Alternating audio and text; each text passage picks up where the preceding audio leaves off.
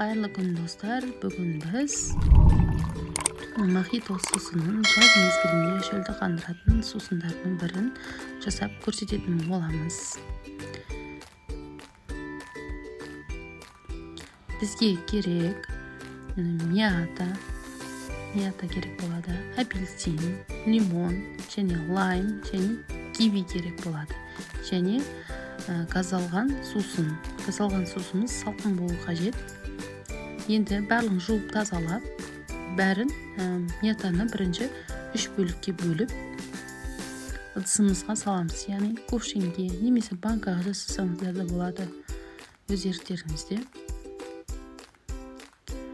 Келесі кезекте лимонды дөңгелетіп кесіп аламыз. Бір лимон негізі 2 литр жасауға болады. Сондықтан мен қазір 2 бөлігін ғана саламын тысқа, қышқыл болып кетпеу үшін. Сосын апельсинді дәл солай кесіп, апельсиннің 3 бөлігін саламын. Жақсырақ дәм беру үшін апельсинді кішкене көбірек саламын.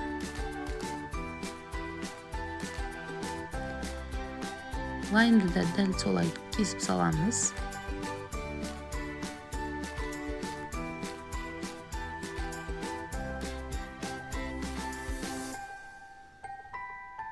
Сосын кивимізді сыртын ашып тазалап,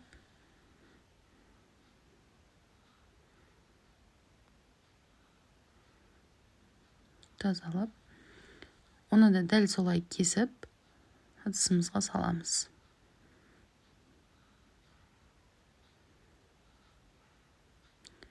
Енді газалған салқын суымызды үстінен құямыз.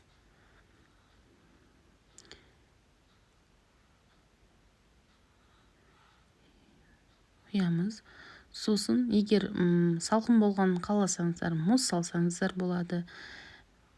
Егер де тәтті болғанын қаласаңыздар, сироп немесе 2 ас қасық бал қосып араластырсаңыздар болады. Араластырғанда 2 минут шамасында араластырып жақсылап.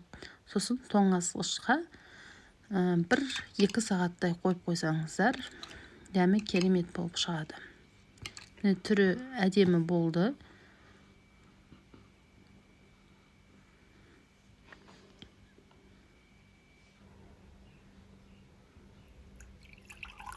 Міне біздің мохитомыз дайын болды. Өте дәмді, шөлді қандыратын сусын. Ұнаса лайк басып, тіркеліп, қоңыраушаны басып кетіңіздер.